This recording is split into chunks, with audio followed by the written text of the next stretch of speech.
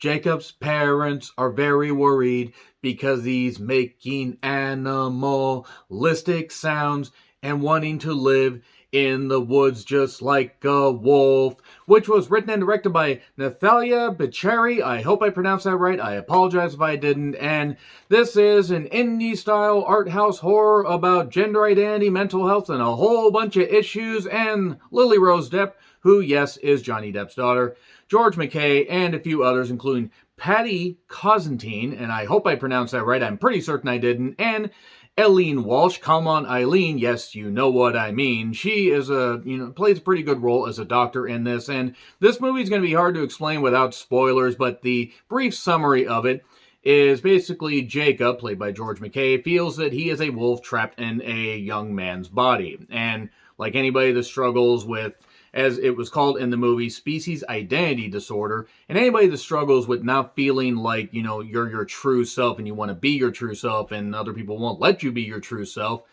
this is something that's explored in sometimes kind of graphic detail in this movie, but because it's a small budget and filmed in Ireland, they kind of take a subtle approach at first. Though, oh boy, the zookeeper, Mr. Patty, really does ramp it up as a goddamn torturous, villainous bastard doctor. I mean, he is a fucking goddamn dick in this, and he's terrific at it. I'm not saying the actual actor is a dick. He might be. I don't fucking know. But as far as a character, one of the most vile people that you will get. Now, there is a clinic that is set somewhere in Ireland. I have no idea where. It's set somewhere in the Irish woods. I know nothing about Irish geography, so I assume about 80% of the fucking country is some kind of countryside.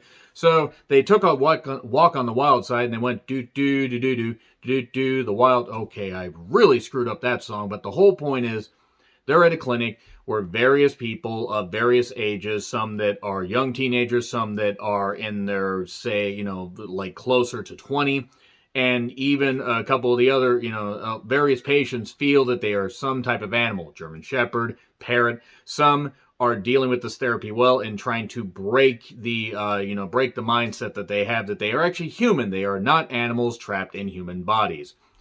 And the thing is some doctors deal with this well in in good ways as far as trying to be kind and generous, not like the Natalie Merchant song. And if you get that, boy, you love obscure song references just like I do. And and other doctors like the zookeeper and even Eileen Walsh's doctor and Angeli feels, they feel that sometimes, you can be a little bit nice, but in the case of the zookeeper, boy, he decides to be really goddamn vicious and balls to the wall and everything and flat out fucking confrontational. He will get right in people's faces and basically tell them, drill instructor style, you're not an animal. You're not an animal. Oh, you think you're an animal? You think you're a squirrel? Squirrel! No, not like an up.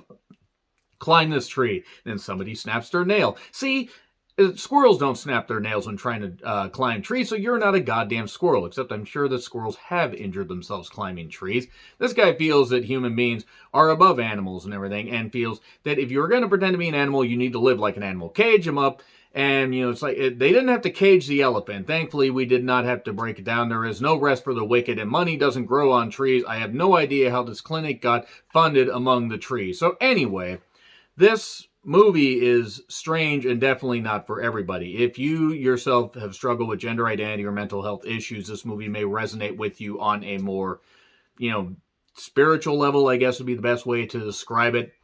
This movie, however, again, not for everybody. I can see some people flat out hating this. I'm not saying it's the most wholly original concept. This stuff has been touched on in other movies, but when you have a writer-director that wants to explore these issues in a different way, I think it is, good to give a movie like this a chance. Now, it was in theaters, and it is on Amazon right now for $20. I plunked down to $20 because, shit, I rented You Should Have Left and Candyman and everything, and I rented those for 20 goddamn bucks, and those turned out to be shit.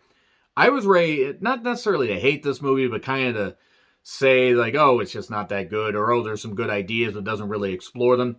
It is 99 minutes long. It's not 99 red noof balloons, but it is a little bit, at times they explore some things, and then other times they kind of leave some things to the side. I almost think that with an extra 20 minutes, they could have done some good here, but maybe they were only able to do that much with the small budget that they had. There are some very, very good performances. Lily Rose Depp is very, very good as a conflicted wildcat. She feels she's a cat, maybe she's a human, maybe she is a real, is a Memorex. And Jacob pretty much is ready to embrace his wolf heritage and his wolf, feelings and everything, and be, living in the woods like a wolf. And his parents are troubled. They send him to this clinic and all that. And we see various moments where Wildcat and Jacob, who's Cecile, you're breaking my heart. You're not gonna be a wildcat with me. You're going to live Okay, enough song reference. I can't help it. Sometimes I just break out into bad songs because I can't sing, so I might as well share that with everybody. The whole, base of this is who you truly are, and are they mental health issues? Are you truly somebody, living, in a different body, different than who you are? And obviously, it is an allegory for people in the furry community. And I will simply say that I do know people in the furry community, and while I don't understand it, I'm not going to judge anybody that is. You want to be you, that's fine. As long as you're with consenting adults and you're all doing what you're doing, whatever. It is what it is. You're not killing anybody. You're not doing any of this stuff. You're not taking advantage of people. You're doing what you do. But anyway, this movie does explore a lot of stuff, sometimes on the surface, and then other times explores a little deeper. Obviously, Wildcat and Jacob are the main two characters, but there is a little sub thing about like this, boy that thinks he's a German Shepherd, Rufus, and then there's also Judith, who believes she's a parrot. And there are some torturous moments from the zookeeper that really do, it's like, we're holy shit, like this kind of shit actually goes on. There are probably some doctors out there who do this. Now, there's nothing wrong with trying to get to the core issue, but sometimes you got to deal with it with subtlety. Zookeeper does not do that.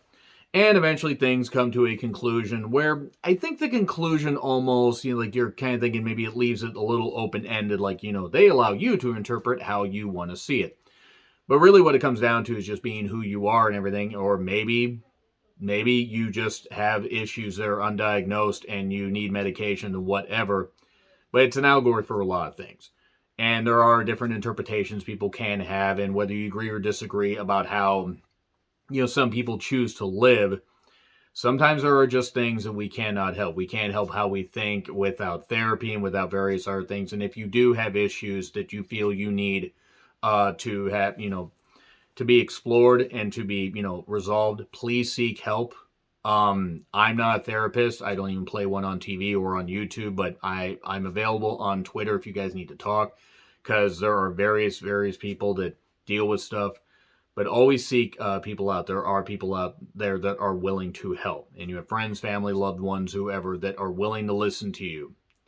And this does explore some deep-rooted issues that a lot of people could go through. So now I'm going to get into spoilers, though, because, again, there really isn't, there's not a lot I can do without getting into spoilers. This is actually, I spoiled a few things in there. But anyway, let's get into spoilers. Available on Amazon, but spoilers. Okay, so Jacob explains to Wildcat, Cecile, that he felt at home in a nature preserve when he was a kid. And he was trying to do a whole bunch, he was trying to go explore. His dad pulled him back. His mother wanted to be more comforting and more understanding. The dad was kind of a dick. And George McKay plays this role phenomenally. He really does. I mean, it's not, when a lot of acting needs to be done through facial expressions and through body language, it's tough to do that. And Lily Rose Depp also does a good job. And even the supporting characters do a pretty damn good job with it. They're not supposed to just act wild and crazy. These are human beings with flaws that need to be explored and things that need to be understood. And then there's the doctors that have varying degrees of how they handle things. I also do wonder why, a lot of this clinic was, had fake grass and stuff like that. And it had, trees around, artificial tree. It had all this stuff and whatever. And it had a way to, while it was trying to get them out of their animalistic nature, it also was trying to make them feel at home. And they would use tablets as a way to use technology to get back in the real world, where Matchbox 20's Rob Thomas says, I wish the real world would stop hassling me. I'm always going to find a way to work that song in there, because that song's forever stuck in my head, like a lot of Matchbox 20. Like, especially that album, Yourself, or You, or Yourself or Someone Like You. I think that was the name of it. But anyway, enough music stuff. Let's talk about that zookeeper. That zookeeper basically keeps people on leads. Oh, you think you're a dog, a German Shepherd, a wolf? I'm going to have you on a lead. I'm going to show you a wolf, and oh, you're going to howl at it? I'm going to torture you. I'm going to shock you at one point when you try to attack me. And Wildcat and Jacob continue to form this bond and everything, where obviously there is a connection. Does Jacob want to believe that he is, does he believe who he truly is? Or does he want to love somebody and maybe just, want to feel at peace with somebody? Does he want, man, I'm going to stop these song references one of these days. Does he want to stay there with Cecile Wildcat? Or does he want to go out in the woods and be who he is? Can this be broken in his head? Or is it just who he truly is? A lot of these things, get to where they get hammered into your skull, and then also you get to see how various other people are toward Judith, the one that thinks she's a parrot. At one point, the zookeeper's like, okay, fly. Oh, you can't fly or whatever, then you're not a fucking parrot. The squirrel part, confronting the wolf, howling at the wolf, Wildcat and Dr. Angeli being maybe a bit more connected, maybe like mother and daughter, maybe like stepmother and daughter, if you catch my drift, because she's there and is never going to leave, because apparently her parents just pretty much left her there. And whenever parents, come in, there's a few moments where one parent, says about the squirrel boy or whatever, what did you do or whatever, why is his hand busted up like this, you have to trust us. Rufus, the one that thinks he's a German Shepherd, goes away and then comes back a little bit later. He's dressed up and everything, and in the costume, and even pisses on the floor and then gets his nose rubbed in it. There's a lot of shit that gets explored, but there is one basically Jacob gets caged, not KGL, he gets caged up and shocked and stuff like that, and then various other patients revolt and they attack, and then they get isolated. Jacob and Wildcat escape. She helps him escape by attacking the doctor, but she eventually decides that she's better here. Do you know what happens to girls like me out there? That is something the doctor drilled into her head. And Jacob escapes. And the one closing line one of the closing lines that actually resonates the most. It's not about surviving, it's about surviving as me. And that's a big thing about this is, being true to yourself. And not necessarily for this movie, but just in general. Being who you are and staying true to yourself. I mean, as long as you're not, one of those goddamn criminals that likes to hurt people for no goddamn reason, but being true to yourself. If you feel like you're a different gender inside your body, then you need to explore that and need to live as you are. That's really what it comes down to. And this is, again, an allegory for that. Jacob eventually does escape, and there's some pretty good stuff. I did like the dance thing to Gloria. Gloria, you're always on the run now, and then they were on the run that night. And what I liked most about this movie was the exploration of feelings between Jacob and Wildcat and the nighttime scenes and stuff like that. She describes some of the stuff she's gone through. He describes some of the stuff with his parents, and there's really, really good acting, really good performances here. So that's where I'm going to leave it up. I'm going to say an A, and Jacob escapes and goes off into the wild. And who knows what the fuck happened.